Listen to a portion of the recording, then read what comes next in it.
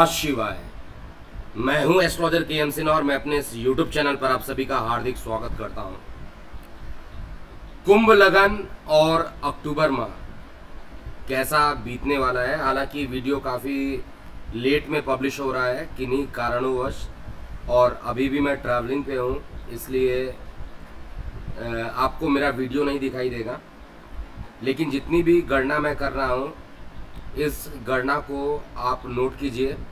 पुराने व्यूवर्स और सब्सक्राइबर को तो निश्चित रूप से पता चल गया होगा कि जो भी मैं प्रेडिक्शन करता हूं वो लगन के आधार पर होता है।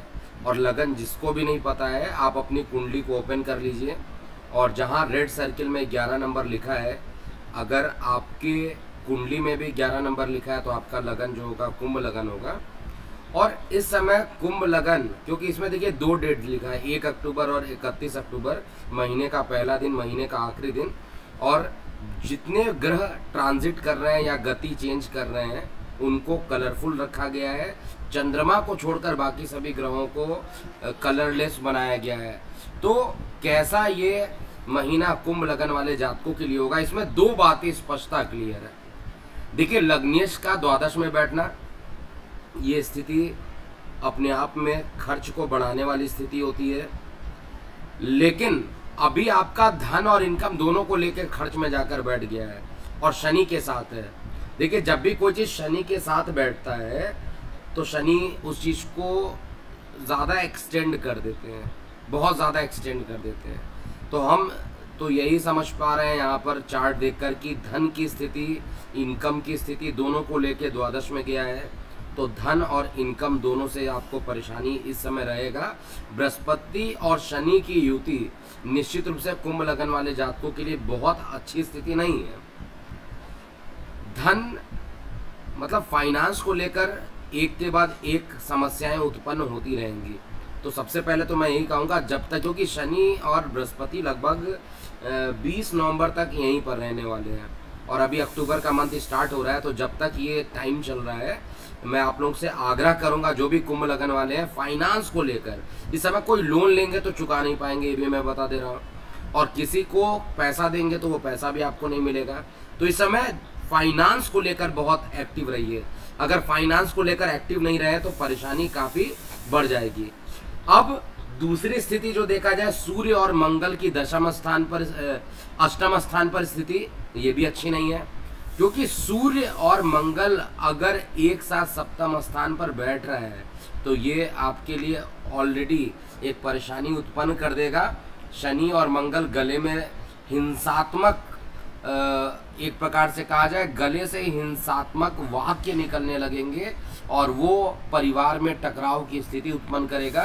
तो इससे आपको बहुत सावधानी पूर्वक वार्तालाप करते समय आपको ध्यान देना पड़ेगा कि जब आप बातचीत कर रहे हैं तो आपके मुख से कोई निगेटिव चीज़ें नहीं आए। अगर नकारात्मक चीज़ें आएंगी तो परेशानी बढ़ेंगी।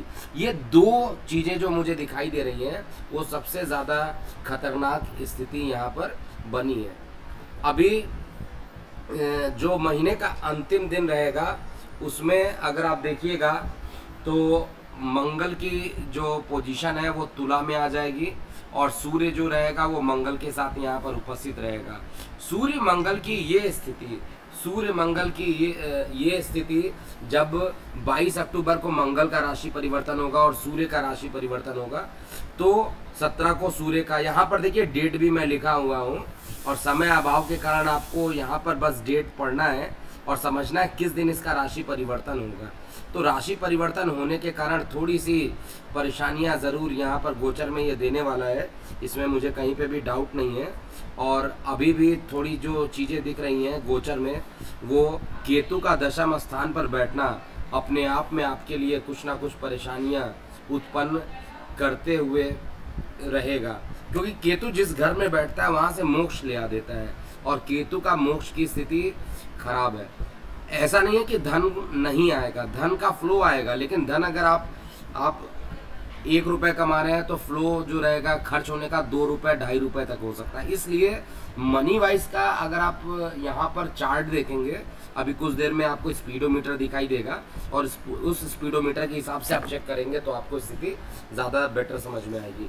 आइए सबसे पहले देखते हैं आपका स्वास्थ्य कैसा होगा, आपके धन की स्थिति कैसी होगी, आपका कार्य व्यवसाय, प्रेम प्रसंग, शिक्षा और यात्राओं के क्या योग इस महीने बन रहे हैं। तो यहाँ पर स्वास्थ्य का मीटर देखिए आपके सामने आ चुका है। हेल्थ को लेकर बहुत ज़्यादा नकारात्मकता नहीं है, हेल्थ सामान्य रहने वाला है। स्पीडोमीटर ऑलरेडी हेल्थ का जो स्पीडोमीटर मैंने डेवलप किया है उसमें 50% से ऊपर हो जाए तो बहुत अच्छा हेल्थ माना जाता है। इसका स्पीडोमीटर कभी भी आपको बहुत ज़्यादा वो नहीं करेगा, क्योंकि शारीरिक, आर्थिक, मानसिक तीनों को ये बताता है। तो इसका जो स्पीडोमीटर स्वास्थ्य है, शारीरिक और मानसिक प्रकार के हेल्थ दोनों को कंबाइन करके, तो हेल्थ सामान्य रहने वाला, बहुत ज़्यादा परेशान होने की ज़रूरत नहीं है कुंभ लगन वाले जातकों को। धन के मामले में देखा जाए तो धन का स्पीडोमीटर अगेन मैं बता रहा हूँ, धन का फ्लो आएगा, अच्छा खासा फ्लो आएगा, लेकिन 1 रुपये आ रहा है तो 2.5 रुपये खर्च होगा। तो ओवरऑल जो होगा मनी का फ्लो ये इंडिकेटर बता रहा है, सेविंग का इंडिकेटर नहीं बता रहा है। इसलिए धन का फ्लो अच्छा रहेगा, लेकिन फाइनेंस को मेंटेन करने की ज़रूरत है।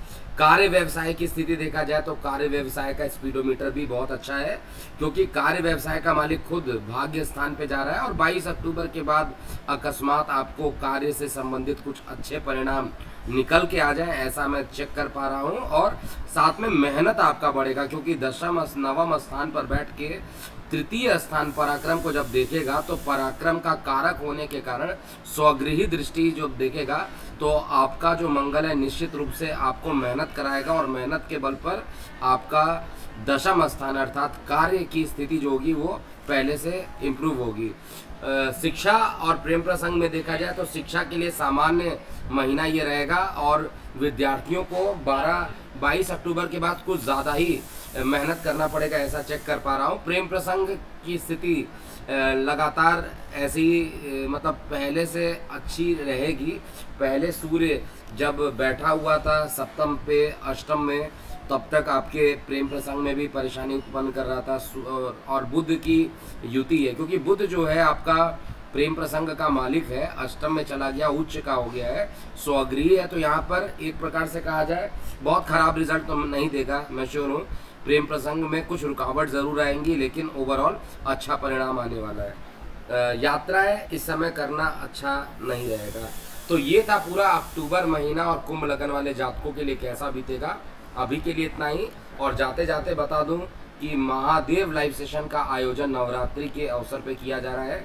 कमेंट बॉक्स में अपने बर्थ डिटेल को दे दीजिए, जिससे इसकी जो टाइमिंग मैंने रखा है इस बार मॉर्निंग टाइमिंग रखा है, जिससे मेरी टीम भी रहेगी और मेरी टीम के रहने से जो टेक्निकल फॉल्ट वगैरह आ जाता था उस फॉल्ट से मैं बचूंगा।